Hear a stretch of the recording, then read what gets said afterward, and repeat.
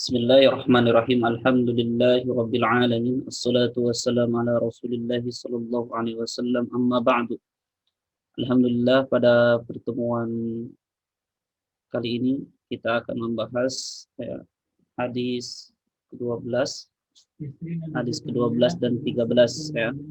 Karena hadis ke-12 dengan hadis ke-13 itu berdekatan dalam pembahasannya. Judulnya Bayanu hukmu istiqbal qiblah wastidbaruha hala qada'il hajat bi baulin aw ghaitin. Jadi menjelaskan tentang hukum menghadap kiblat ya dan membelakanginya ketika buang hajat, baik ketika kencing atau buang air besar ya, buang air kecil atau buang air besar. Hadis ke-12 dan ke-13. Hadis ke-12 kita akan bacakan hadisnya terlebih dahulu. An Abi Ayyub Al-Ansari radhiyallahu anhu qala qala Rasulullah sallallahu alaihi wasallam idza ataitumul ghaita fala tastaqbilul qiblata bi ghaitin wala baulin wala tastadbiruha walakin syarriku aw gharribu. Qala Abu Ayyub faqadimna Syam fawajadna marahida qad buniyat nahwa al-Ka'bah fananharifu anha wa nastaghfirullah azza wa jalla. Hadis ke-12 ini ya sudah dijelaskan barusan, itu menjelaskan tentang menghadap ke larangan atau hukum hukum menghadap ke kiblat atau membelakangi kiblat ketika buang air besar atau buang air kecil. Tentunya insyaallah kita akan bahas di kitab Umdatul Ahkam ya. Kitab Umdatul Ahkam di Syekh Abdul Ghani Al-Maqdisi. Ini syarahnya dengan syarahnya. Bismillahirrahmanirrahim, lanjut ya. Jadi hadis ini dari Abu Ayyub Al-Ansari radhiyallahu anhu qala Rasulullah sallallahu alaihi wasallam, bersabda Rasulullah sallallahu alaihi wasallam, idza ataitumul ghaid, apabila engkau mendatangi al-ghaid ya, al-ghaid di sini adalah WC ya. Apabila engkau mendatangi ghaid ya, ghaid di sini adalah WC. Kemudian ya, di sini dalam WC. Fala tastaqbilul qiblah bi ghaitin. Nah, maka jangan engkau menghadap ke kiblat ya ketika masuk WC itu, ketika dia mau buang air besar atau buang air kecil, janganlah menghadap ke kiblat. Fala tastaqbilul qiblah bi ghaitin ketika buang air besar, wala baulin dan buang air kecil, maksudnya kencing ya. Wala tastadbiruha, dan jangan membelakangi, ha di sini kembali ke kiblat ya, ha di sini kembali ke kiblat. Wala tastadbiruha, dan janganlah membelakangi kiblat. Walakin syarriku aw gharribu, akan tetapi ke sebelah timurlah dan ke sebelah baratlah ya. Syarriku itu timur, aw gharribu itu barat ya. Dan ini menjelaskan di dalam syarahnya itu, di dalam kitab ini ada syarahnya. Ini dikhususkan untuk daerah Madinah dan sekitarnya ya, daerah yang sekitarnya, karena kalau mereka menghadap ke timur dan ke kiblat itu ke timur dan ke barat itu adalah tidak menghadap ke ke kiblat atau membelakangi kiblat ya. Tapi kalau di Indonesia berarti jangan menghadap ke timur dan jangan menghadap ke barat, jadi kebalikannya ya, sekitar Madinah dan Indonesia itu berbeda ya. Jadi hadis ini syarriku au gharibu di sini untuk daerah Madinah dan sekitarnya. Kalau Indonesia paling ke utara dan selatan ya. Jadi menghadap ke utara dan ke selatan seperti itu. Qala Abu Ayyub, berkata Abu Ayyub, faqadimna Syam. Abu Ayyub datang ke Syam. Fawajadna marahidha, kemudian Abu Ayyub mendapatkan marahid. Marahid itu seperti WC ya. WC lah gitu, seperti itu ya. Marahidha tempat buang air besar atau kecilnya itu. Marahid qad buniyat nahwal Ka'bah. sudah dibangun menghadap ke Ka'bah, ya, menghadap ke Ka'bah, menghadap ke kiblat, ya. Fananharifu anha wa nastaghfirullah azza wa jalla. Kemudian Abu Ayyub ini berpaling, ya, berpaling dari kiblatnya, ya, dari yang tadinya menghadap ke kiblat, yaitu karena mengetahui bahwa klosetnya atau WC-nya itu menghadap ke kiblat, langsung berpaling, ya. Fananharifu, kami berpaling dari menghadap kiblat, anha ke kiblat, wa nastaghfirullah azza wa jalla, dan beristighfar kepada Allah Subhanahu wa taala, meminta ampun, ya. Ini ketika, ya, pembebasan Syam, ya. Ketika pembebasan Syam dan ketika kondisi di sana kloset-kloset itu menghadap ke kiblat, seperti itu. Dan kita baca hadis ke hadis ke-23-nya juga, hadis ke-13, ya. Kita akan baca hadis ke-13-nya juga karena hadis 12 dengan 13 itu berdekatan, ya. Tapi nggak apa-apa, kita akan baca terlebih dahulu, ya, terlebih dahulu apa namanya faidah, ya. Kalau kalau penjelasannya barusan sudah dijelaskan, sekarang kita membaca faidahnya.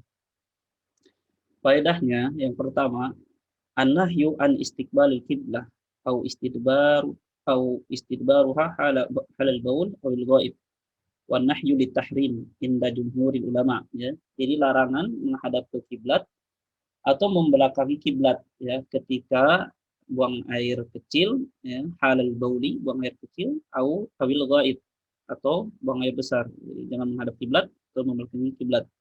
Wan nahyu litahrim, dan larangan ini, ya, litahrim, nahyu litahrim, haram, aman inda jumhuril ulama, kebanyakan para ulama, ya. Inda jumhur, ya, jumhur ulama, seperti itu. An-nahyu yang keduanya, an-nahyu fi hadzal hadis amun fil fadha'i wal bunyan, ya. Dan larangan ini fi hadzal hadis, di hadis yang ke-12 ini, ya, umum, ya, fil fadha, baik di apa namanya, fil fadha itu di tempat yang luas, ya, jadi nggak ada penghalang seperti kalau di sana itu padang pasir, nggak ada padang pasir, nggak ada penghalang, padang pasir luas gitu kan, terbuka, luang terbuka, wal bunyan, dan di dalam bangunan, dalam WC. Ini tidak, jadi di dalam hadis ini larangannya umum, ya, enggak dikhususkan, baik itu di apa namanya, di dalam bangunan atau di luar bangunan, ya, tidak ada penghalangnya, itu haram, ya, nahyu, larangan. Lakin akan tetapi dalla hadis Ibnu Umar, ya, hadis Ibnu Umar menunjukkan, ya, al-ati, yang akan datang, hadis ke-13-nya sebentar lagi kita akan bahas, ala jawazi istidbari fil bunyan, ya. Apa namanya, ala jawaz, bolehnya, ya, membelakangi kiblat atau menghadap kiblat fil bunyan, dalam keadaan atau dalam, ya, dalam keadaan apa namanya, buang air kecil atau buang air besarnya itu di dalam bangunan, ya, di WC, di dalam WC, seperti itu. Nanti di hadis ke-13. Kemudian faidah yang ketiganya, ya, ta'dimul Ka'bah wahtiramiha, ya, ta'dimul Ka'bah wahtiramiha. Ta'dimul Ka'bah wahtiramuha, dan ta'dimul Ka'bah wahtiramuha. Jadi apa namanya, al-Ka'bah, yang mengagungkan Ka'bah atau mensucikan Ka'bah, ya, kiblat, wahtiramha, dan memuliakannya, karena Ka'bah itu kan syiar min syairillah, ya, jadi alamat ramzun, ya, alamat apa namanya, masjid yang paling agung, ya, yang dimiliki oleh kaum muslimin, ya. Kaum muslimin itu, kita itu memang harus memuliakannya, ya, Ka'bah dan apa namanya, kiblat, seperti itu. Kemudian yang keempat, ya, faidah yang keempat, husnu ta'lim Nabi sallallahu alaihi wasallam di annahu lamma dzakara al-mamnu arsyada ila al-jaiz, ya. Jadi apa namanya, baiknya pengajaran Rasulullah dalam mengajarkan gitu kan, Rasulullah SAW dalam mengajarkan sesuatu itu menjelaskan yang dilarang, ya. Lamma dzakara al-mamnu, ketika menjelaskan yang dilarang, ya, arsyada ila jaiz, arsyada ila jaiz, kemudian menjelaskan yang dibolehkannya, yang mana, ya. Nah, yang ini, walakin syarriku au gharribu, ya. Nah, yang ini, walakin syarriku au gharribu. Yang ini, walakin syarriku au gharribu. Ketika tadinya dilarang, janganlah menghadap kiblat atau membelakangi kiblat, akan tetapi menghadaplah ke sebelah timur, syarriku sebelah timur, au gharribu, dan atau ke sebelah barat, ya. Jadi ketika kita melarang sesuatu, harus ada sesuatu yang membolehkannya, ya. Jadi ada apa namanya, memberikan eh, ada memecahkan masalahnya, memberikan solusinya, gitu kan. Melarang kemudian dikasih solusi, seperti itu. Kemudian yang kelima, annahu la karahata fi istiqbali syamsi awil qamar halal baul awil ghaib. Tidak makruh, ya. Tidak makruh menghadap ke matahari atau ke bulan, ya, ketika buang air besar atau buang air kecil, seperti itu. Ini pembahasan hadis ke 12, ya. Hadis ke-13-nya, ya, masih berdekatan pembahasannya. Kita akan bacakan hadis ke-13-nya. An Abdullah ibni Umar radhiyallahu anhuma qala waqitu yawman ala baiti Hafsah fara'aitu Nabi sallallahu alaihi wasallam yaqdi hajatahu mustaqbil asy-Syam mustadbirul Ka'bah wa fi riwayatin mustaqbilan Baitul Maqdis. Nah, hadis dari Abdullah ibnu Umar radhiyallahu anhu qala waqitu yawman ala baiti Hafsah. Nah, Abdullah ibnu Umar ketika itu naik ke rumah Hafsah, ya, naik ke rumah Hafsah, ya, ketika dan Hafsah di sini adalah istrinya Rasulullah Shallallahu Alaihi Wasallam. Para itu Nabi Shallallahu Alaihi Wasallam, kemudian ketika naik Ibnu Umar, ya, ke atap rumah Hafsah, ya, tidak sengaja melihat, ya, Nabi Muhammad Shallallahu Alaihi Wasallam sedang yakdi hajatahu, ya, artinya yakdi hajatahu, sedang buang hajat, ya, sedang buang hajat mustaqbil Syam, ya, dan menghadap ke Syam, mustadbirul Ka'bah, dan membelakangi Ka'bah, ya. Jadi wa fi riwayah mustaqbilan Baitul Maqdis, ya, wa fi riwayah mustaqbilan Baitul Maqdis, ya. Dan di riwayat yang lain menghadap ke Baitul Maqdis. Padahal di hadis yang ke-12 itu dijelaskan, ya, bahwa tidak boleh menghadap atau membelakangi Ka'bah. Tapi di hadis ke-13, ya, mustaqbil Syam mustadbirul Ka'bah, di sini di hadis ke-13 itu Rasulullah SAW membelakangi Ka'bah, ya, membelakangi Ka'bah. Di hadis yang sebelumnya menghadap jangan membelakangi atau menghadap kiblat, tapi di sini Rasulullah SAW membelakangi Ka'bah, ya, seperti itu. Nah, apa namanya, para ulama juga berbeda pendapat, banyak, ya, pendapatnya, ya, seperti itu. Bisa dicari di rujukan yang lain, tapi kita akan apa namanya, ambil apa namanya, faidah, ya, faidahnya. Kita akan tahu juga di faidahnya sebentar lagi. Kenapa di hadis yang pertama, di hadis ke-12 itu dilarang, tapi di hadis yang ke-13 di Rasulullah SAW membelakangi Ka'bah, seperti itu, ya. Nah, keutamaannya atau faidah, ya, ya, hikmah yang bisa kita ambil, jawaz su'udu ala baitil qarib wa nahwihi, ya, idza lam yu'lam ada muridahu bidzalika. Jadi bolehnya naik ke atap rumah al-qarib, ya, kerabat kita, meskipun wa nahwu idza lam yu'lam ada muridahu bidzalika, meskipun tidak apa namanya, tidak ada ridho, ya, tidak ridho gitu, maksudnya tidak diketahui juga apakah ridho atau tidak, ya, karena, ya, rumah rumah saudara gitu kan, masih saudara atau kerabat, seperti itu. Yang kedua, al-kinayah amma yustahya min dzikrihi bilafdin akhar. Al-kinayah. Jadi ketika menyebutkan sesuatu yang apa namanya?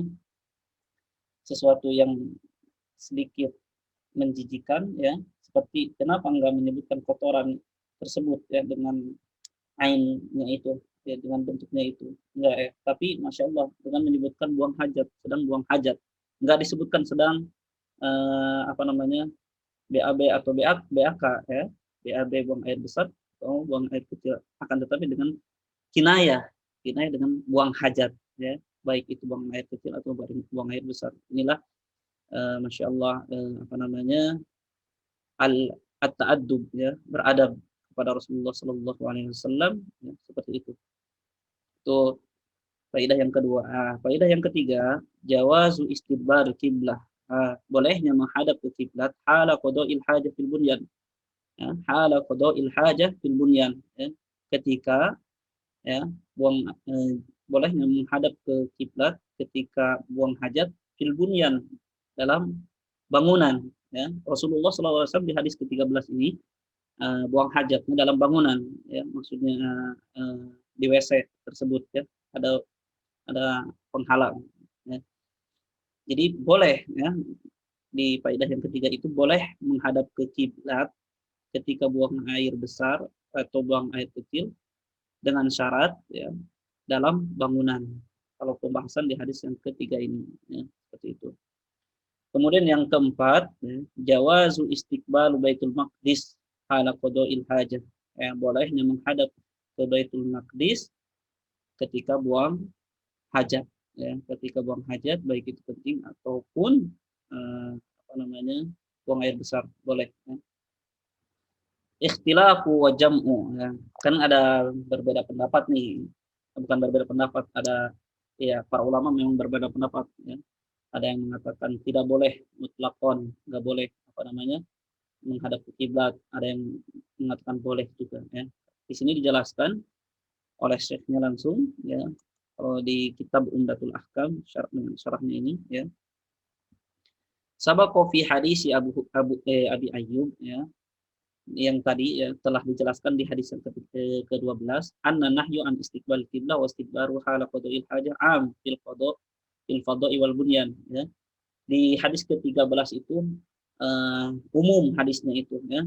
Umum hadisnya baik itu di dalam bangunan atau di luar bangunan atau di apa namanya di apa namanya ruangan terbuka ya, itu nggak boleh ya, nggak boleh menghadap ke kiblat atau membelakangi kiblat seperti itu ya, di hadis yang ke-12. Wa hadisu Ibnu Umar, dan hadis Ibnu Umar ya yang kita jelaskan barusan hadis ke-13-nya, ya dulu ala jawazi istidbariha ya, menjelaskan ya, menunjukkan bahwa bolehnya membelakangi kiblat ya, fil bunyan, dengan syarat fil bunyan ya. Kalau di sini dengan syarat fil bunyan, dalam bangunan, di dalam WC seperti itu. Fa'alaihi yakunu mukhassasan di umumi hadis Abi Ayyub. Dan hadis ke-13 ini ya jadinya itu jadi khusus ya, khusus untuk di apa namanya dalam bangunan, maksus ya, dikhususkan untuk dalam bangunan. Jadi bolehnya itu dalam bangunan seperti itu. Wa yajuzu istidbaru qiblah hala qada'il hajah fil bunyan. Ya, dan bolehnya istidbaru qiblah, membelakangi kiblah hala qada'il hajah ketika buang hajat fil bunyan, dalam bangunan. Itu eh, pembahasan yang ke-13 dan ke-12 ya. Ada dua hadis insyaallah dalam pembahasan kali ini. Barakallahu fikum, jazakumullahu khairan katsira. Assalamualaikum warahmatullahi wabarakatuh.